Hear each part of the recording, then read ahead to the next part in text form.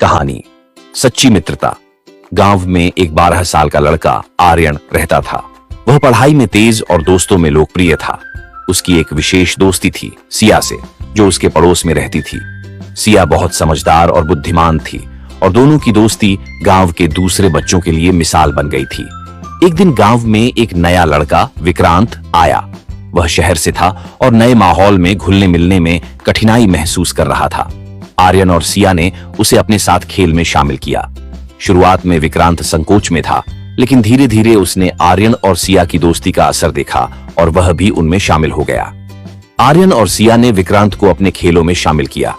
तीनों ने मिलकर खेलना शुरू किया और विक्रांत की मुस्कान वापस लौटने लगी।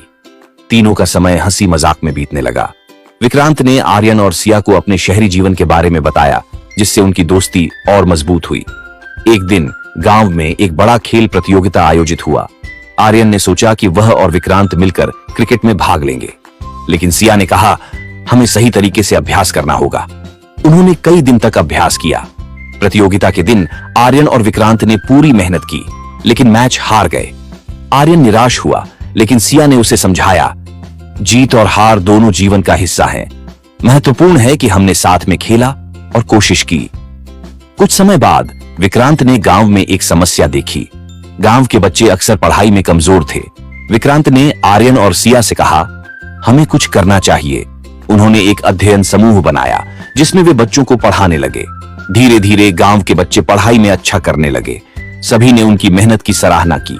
यह देखकर विक्रांत को खुशी हुई और उसने महसूस किया कि सच्ची मित्रता न केवल अपने लिए बल्कि दूसरों के लिए भी होती है।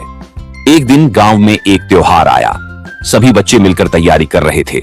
विक्रांत को एक ऐसा काम सौंपा गया जो बहुत मुश्किल था।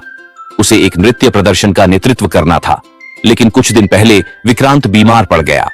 आर्यन और सिया ने विक्रांत का ख्याल रखा। वे न केवल उसकी मदद करते रहे, बल्कि उन्होंने नृत्य की भी पूरी तैयारी की। जब त्योहार का दिन आया, विक्रांत ने अपनी बीमारी के बावजूद प्रदर्शन में हिस्सा लिया।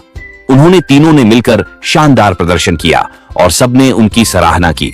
इस अनुभव ने विक्रांत को सिखाया कि सच्ची मित्रता में एक दूसरे का सहारा देना कितना महत्वपूर्ण है। आर्यन और सिया ने उसे प्रेरित किया कि कठिनाइयों का सामना कैसे करना है। जैसे जैसे समय बीतता गया, आर्यन, सिया और विक्रांत ने मिलकर कई नई गतिविधियों की योजना बनाई। उन्होंने खेलों में भाग लिया, नाटक किए और समाज सेवा की। उनकी मित्रता और मजबूत हो गई थी। कुछ साल बाद जब सभी बड़े हो गए, आर्यन ने फैसला किया कि वह अपने गांव में एक स्कूल खोलेगा। सिया और विक्रांत ने उसका साथ देने का वादा किया। तीनों ने मिलकर एक नई शुरुआत की।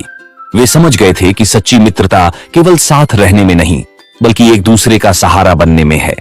उन्होंने गांव के बच्चों के भविष्य के लिए एक मिसाल स्थापित की।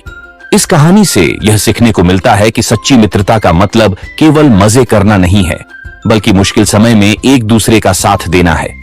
मित्रता में सहानुभूति, समझ और एक दूसरे की मदद की भावना होती है, जो जीवन को और भी खूबसूरत बनाती है।